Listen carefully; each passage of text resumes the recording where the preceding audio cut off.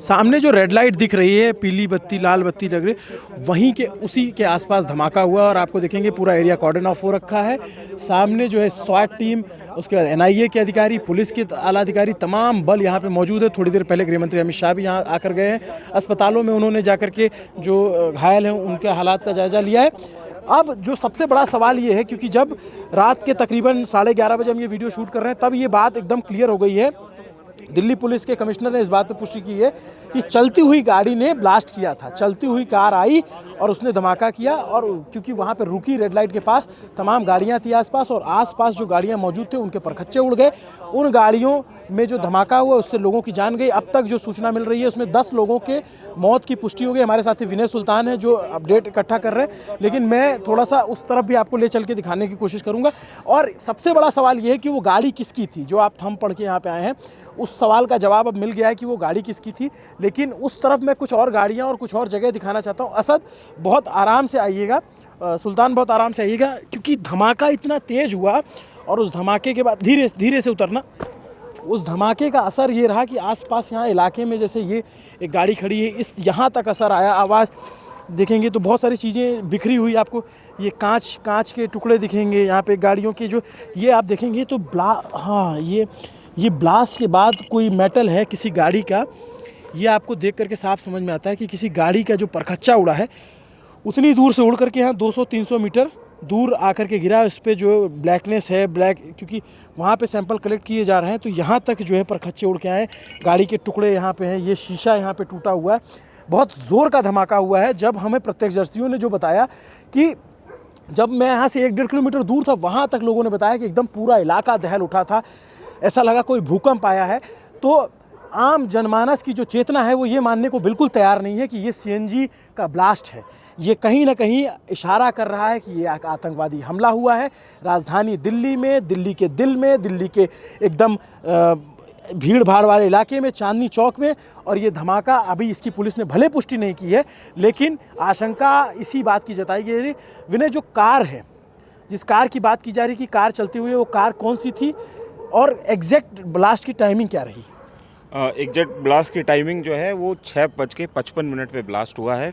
एक सफ़ेद रंग की i20 कार, जो पीछे हमारे जो लाल बत्ती दिख रही है, जो ट्रैफिक सिग्नल दिख रहा है, उसी ट्रैफिक सिग्नल पे जाके रुकती है। और वहाँ पे जब ट्रैफिक सिग्नल ग्रीन हो जाता है, उसके बाद जो है पीछे की गाड़ियाँ उसको हॉर्न देती हैं, लेकिन वो गाड़ी चलती नहीं है क्योंकि उसके अंदर कोई होता ही नहीं है ड्राइवर। और थोड़ी देर में जो है, कुछ ही सेकंड के बाद में उसमें ब्लास्ट हो जाता है। गाड़ी में कोई नहीं था? गाड़ी में जो गाड़ी चलाने वाला आदमी था वो उतर के चला गया है। हाँ, तो ये पहला चीज़ है जो कि हमको ये अंदेशा देता है कि ये जो है सामान्य सीएनजी ब्लास्ट जो है वो नहीं हो सकता है, जो शुरुआत में थ्योरी चलाई जा रही थी। और जिस किस्म का ये ब्लास्ट हुआ है वो सामान्य तौर पे वो सीएनजी में, हालांकि मैं एक्सप्लोजिव का कोई एक्सपर्ट नहीं हूँ, लेकिन जिस तरीके का धमाका सुना गया है वो सिलेंडर फटने में सामान्य तौर पर इस किस्म के धमाके, और इस तरीके से जो देख रहे हैं आप स्प्लिंटर यहाँ आके गिरे हैं, वो स्प्लिंटर जो है वो इतनी दूर आके नहीं गिरते हैं। और बाकी बात जो आप कार के डिटेल की कह रहे थे, उस कार का डिटेल नंबर जो हमारे पास सूत्रों से आया वो HR 26-7674 नंबर की कार थी, और जो कि सलमान नाम के एक शख्स के ऊपर रजिस्टर्ड थी। HR 26 जो है वो हरियाणा में गुड़गांव नॉर्थ का जो है RTO नंबर है, और वहाँ पे एक सलमान नाम के शख्स के नाम पे वो रजिस्टर्ड थी। उसको पुलिस ने कस्टडी में ले लिया है, और उसका ये कहना है कि उसने 2 साल पहले ये कार नदीम नाम के किसी शख्स को बेच दी थी। तो वहाँ पे कितनी गाड़ियों को क्षति पहुंची, इसकी जानकारी आई? मतलब आप ये समझिए कि जितनी दूर ये ब्लास्ट हुआ है, आसपास में बहुत सारी गाड़ियों को ऑब्वियसली जो है नुकसान पहुंचा होगा। मैं इधर भी दिखा रहा था, यहाँ पे कुछ जगह चीज़ें हैं कि इधर भी ये गाड़ी भी ऐसी लग रहा है कि दूर से इफेक्टेड हुई है, क्योंकि ये HR 55 नंबर की गाड़ी है। पता नहीं ये पहले से एक्सीडेंट हुआ है या क्या हुआ, लेकिन यहाँ तक जो है धमाके के हम, मतलब आप देखेंगे थोड़ी थोड़ी दूर पे जो जैसे ये चीथड़े उड़ने का, और ये जैसे ये टुकड़े हैं किसी गाड़ी के पार्ट्स जैसे होते हैं, उस तरीके से हैं। मैं एक सेकेंड सुल्तान, एक चीज़ इसमें ऐड करना चाहता हूँ। देखिए ये गाड़ी जो है, इसके देखेंगे कि ये धमाके से ये गाड़ी एक तरीके से हिल गई है, और इसका जो शीशा है, चारों तरफ के शीशे इसके टूटे हैं। अंदर जब देखेंगे तो अंदर ये जैसे लग रहा है कि इसमें या ये गाड़ी कोई एयर धमाके की वजह से इसका जो है झटका लगता है, तो इस तरीके से क्या एयर बैग खुल जाते हैं? नहीं, मतलब मेरी जहाँ तक समझ है ये तो गाड़ी कहीं टकराने पे ही, मतलब जब फ्रंट टकराता है तभी एयर बैग जो है वो इंगेज होते हैं। और बात यह है कि जहाँ पे ये हम खड़े हैं, यहाँ जगह जगह पे जो है आपको जो है वो मलबा दिखाई देगा, वहाँ पे शीशा पड़ा हुआ है। इस गाड़ी के ऊपर देखिए ना, इस गाड़ी के ऊपर भी आप देखेंगे तो पूरे शीशे जो देखिए जैसे किसी गाड़ी एकदम जली हुई बर्न है, और उसका जो है पूरा ये किसी जैसे बैक लाइट हो उसका स्प्रिंग यहाँ उड़ करके आई हुई, यहाँ तमाम अंदर पूरे इसके शीशे टूट गए हैं पूरे। इसके देखेंगे दोनों तीनों अंदर के ये अगर आपको दिखेगा तो यहाँ पूरा शीशा टूटा हुआ है, और ये गाड़ी स्पॉट से तकरीबन 300-400 मीटर दूर खड़ी है। तो आप धमाके की इंटेंसिटी का अंदाज़ा लगा सकते हैं। इस तरफ भी जो है बैरिकेड लगाए गए हैं, इसका मतलब है कि यहाँ पे भी ये जो एरिया कॉर्डन ऑफ किया गया, कुछ असर यहाँ तक भी पड़ा है। आप लोग इसी इलाके से हो? आप लोग यहीं से हो, आसपास से हो? आप लोग को धमाका सुनाई दिया था? नहीं सर, मैं तो अभी आया हूँ। आप में से किसी को? आप लोग कहाँ से हो? मैं तो अभी आया हूँ, मैं द्वारका सेक्टर 10 गोला। अच्छा, आप यहाँ से नहीं, आप लोग यहाँ यहीं से हो? यहाँ पे थे जब ब्लास्ट का आवाज़ सुनाई दिया था आपको? क्या हुआ था? अचानक से सर ब्लास्ट हुआ जो है कि चारों तरफ पूरा अंधेरा हो गया। पहले तो हम लोग को यही लगा कि कार का जो है कि सिलेंडर फट गया है। अफरा तफरी हो गया, चारों तरफ आदमी भागने लगा। हम लोग भी वहीं गेट के पास ही थे, हम लोग भी फिर भाग के जो है कि इधर आए। बाद में पता चला कि बम फटा है। बहुत ज़्यादा तेज़ धमाका हुआ था? बहुत ज़्यादा तेज धमाका था सर। आपने उसके बाद वहाँ कुछ देखा, क्या हुआ था? नहीं, अफरा तफरी का माहौल हो गया तो भैया उस साइड जाने का हिम्मत ही नहीं हुआ कि आप कहाँ थे? हम तो भाग रहे प्लेस में थे, यहाँ नहीं थे आप? यहाँ नहीं थे, लेकिन धमाका हालांकि हड़क तो वहाँ तक पहुँची थी बिल्कुल। वहाँ तक कितना दूर है उस जगह से यहाँ से? अब ये मान लो बाइक यहाँ से भागरत प्लेस कितनी दूर होगा? कितना दूर होगा? ये मार्केट पार करके है भैया, आधा किलोमीटर।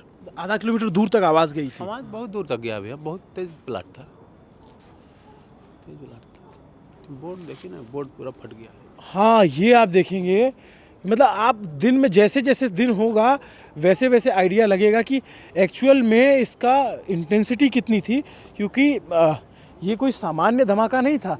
यहाँ पे आप देखेंगे ये पूरा बोर्ड जो है वो फट गया है, उधड़ गया है एकदम से इस तरीके का। बाकी विनय, मैं आपसे जानना चाहता हूँ, ये तो स्पॉट की है, मैं उधर चल के और चश्मदीदों से बात करूँगा, लेकिन क्या डिटेल आपके पास आ रही है? थोड़ा सा डिटेल बताइए, जो इसके पीछे की वजहें बताई जा रही हैं, जो क्योंकि आप इंटेल पे काफ़ी काम करते हैं, आप उसके से भी जुड़े रहते हैं, क्या सूत्रों से क्या जानकारी आ रही है? देखिए, मैं आपको जैसे कि पहले बता रहा था कि पिछले तकरीबन 8-9 महीने से ये लगातार जो है बातचीत जो है इंटेलिजेंस के सर्कल में भी और बाकी जगहों पे पुलिस सर्कल में भी ये लगातार चल रहा था कि कुछ ना कुछ जो है दिल्ली या किसी बड़े महानगर में जो है बड़ी चीज़ होने वाली है, बड़ी घटना होने वाली है। जो अभी फरीदाबाद में जो कश्मीर फरीदाबाद में जो अभी हाल में गिरफ्तारियाँ हुई हैं, उसमें भी ये बात बार बार सामने आ रही थी कि दिल्ली की कई जगहों पे रेकी, पुलिस को ये मालूमात मिली कि कई जगहों पे रेकी जो इन लोगों ने की थी। जो फरीदाबाद में जो डॉक्टर राठर का जो पूरा का पूरा मॉड्यूल पकड़ा गया है, जिसमें फरीदाबाद से तकरीबन 350 किलोमीटर 350 किलो जो है RDX जो है वो कश्मीर से पकड़ी गई थी। उसके अलावा तकरीबन 3000 किलो का जो है विस्फोटक, जिसमें RDX नहीं अन्य विस्फोटक में जैसे अमोनियम नाइट्रेट वगैरह, वो यहाँ पे फरीदाबाद से पकड़ा गया था। तो ये स्थिति जो थी, उसके बाद में ये भी इंटेलिजेंस था कि यहाँ पे आज़ादपुर मंडी में, दिल्ली में और तमाम जगहों पे जो है ये टीम जो है वो रेकी कर रही थी। लेकिन विनय, कल बिहार में चुनाव होना है, एक दिन पहले ठीक सेकंड पोल जो सबसे बड़ा, भाई इतना बड़ा चुनाव है, इतने बड़े पोलिंग पार्टी, आप देखेंगे पैरामिलिट्री के बहुत सारे जवान वहाँ पे डिप्लॉय हैं, एक बड़ा आपका सुरक्षा अमला वहाँ पे इन्वॉल्व है। उस समय पे एकदम क्या ये एक सूटेबल टाइम खोज करके मतलब अगर ये आतंकी हमला है तो क्या क्योंकि जिस तरीके से पुलिस का बयान आया है, जो कमिश्नर का बयान आया कि भाई गाड़ी आई है, रुकी है, तो बहुत सारे सवाल उठ रहे हैं। अगर ऐसा हुआ कि ये आतंकी हमला निकला, तो क्या लगता है कि ये वेल प्लान्ड किया गया है, डेट चुन के किया गया है? देखिए, अगर इसको अगर उसमें आप समझना चाहें तो एक इसकी जो है वो विवेचना ये भी हो सकती है कि जो कल फरीदाबाद में रेड हुई हैं उससे पहले जो कश्मीर में जैसे क्रैकडाउन हुआ है, लगातार हम लोग जो इस किस्म की खबरों से जो है जिनका साबका बहुत कम रहता है उनको नहीं पता है कि कश्मीर में पिछले 15-20 दिन से OGW नेटवर्क के ऊपर भी लगातार जो है वो क्रैकडाउन कश्मीर में चल रहा है, जेल में छापे मारे गए हैं। तो इसका मतलब ये है कि एजेंसीज़ के पास में कुछ तो इंटेल ऐसा रहा है जिसकी वजह से जेल वगैरह में भी, और वो रूटीन छापे नहीं है मतलब। और इस घटना के बाद बॉर्डर पार पाकिस्तान में क्या हलचल है, क्या उधर से रिएक्शन? फिलहाल ये खबर आ रही थी अपुष्ट सूत्रों से कि वहाँ पे जो है पाकिस्तानी आर्मी ने अपनी मीटिंग बुलवाई है, जो वहाँ पे कोर कमांडर वगैरह हैं, लेकिन अभी इसकी आधिकारिक पुष्टि कहीं पे भी आ नहीं पा रही। मैं वहाँ पे भी वहाँ के जो न्यूज़ चैनल थे उनको देख रहा था। फिलहाल जो है यही स्थिति है, क्योंकि अगर ये जिसमें बहुत संभावना इस बात की है कि ये एक आतंकवादी हमला हो, अभी आधिकारिक पुष्टि हालांकि नहीं आई है, तो उस जिस लेवल का धमाका हुआ है, जिस लेवल चश्मदीद जो बता रहे हैं, वो CNG ब्लास्ट तो समझ में नहीं आता। नहीं, सिलेंडर ब्लास्ट समझ। मैं फिर ये कहता हूँ कि मैं इस विषय का बहुत एक्सपर्ट आदमी नहीं हूँ, लेकिन हमने पहले भी कई जगहों पे, जैसे दिल्ली में एक बंगाली बस्ती है महिपालपुर में, वहाँ पे सिलेंडर ब्लास्ट हुए थे एक सीरियल से, हम लोगों ने कुंभ में भी देखा। तो उस किस्म के ब्लास्ट और ये जो ब्लास्ट है उसमें उसकी नौयत बहुत अलग है, उसका मिजाज, उसकी तासीर बहुत अलग है।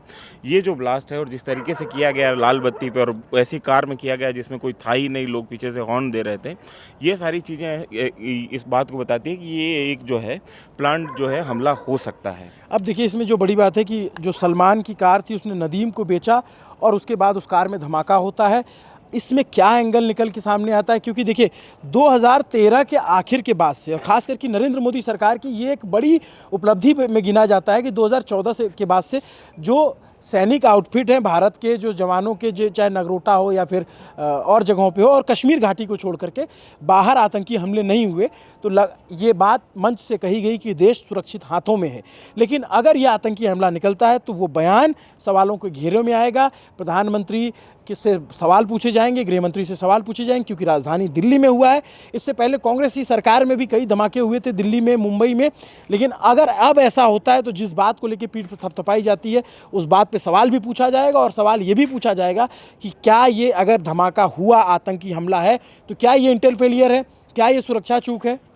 दरअसल इंटेल फेलियर तो मतलब क्योंकि मेरे को जो मैं एक विवेचना इस बात की ये कर रहा था कि फरीदाबाद में जो गिरफ्तारी हुई उसके बाद में जिस तरीके से ये हमला किया गया है, अगर ये हमला निकलता है तो ये बहुत जल्दबाजी में किया गया जो है बम धमाका, मैं उसको करार दूंगा। अगर ऐसी बात जो है हड़बड़ी में कर दिया गया हो कि भाई और ना पकड़े जाए, इसकी भी आशंका है। हाँ, एक बट ये हम ये कह रहे हैं कि ये बात तब है जब आतंकी हमला इसको सरकार कहती है, क्योंकि आतंकी हमला की आशंका हम इसलिए जता रहे हैं क्योंकि जब NIA की टीम हमको दिखती है मौजूद, NIA मतलब नेशनल इन्वेस्टिगेटिव एजेंसी, वो तभी आती है जब आतंकी हमले की आशंका होती है, जब टेरर एंगल होता है। स्क्वाड की टीम और तमाम टीम, गृह मंत्री अमित शाह LNJP गए और तमाम। जी विनय कुछ ऐड करेंगे? दूसरी चीज़ मैं आपको बार बार जब भी हम लोग भारत और पाकिस्तान के बीच में रिश्तों को जब हम विवेचना करते हैं बतौर डिफेंस जर्नलिस्ट, जो लोग ऐसे हैं जो नेशनल सिक्योरिटी कवर करते हैं, तो एक बहुत डॉक्ट्रिन जो है, वो एक सिद्धांत जो है पाकिस्तान की आर्मी जो है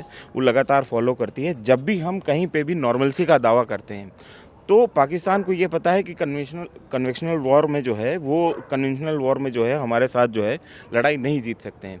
तो वो जो है लगातार ऐसी कोशिश करते हैं कि वो हमको किसी तरीके से पोक करें, हमको किसी तरीके से परेशान करने की कोशिश करें।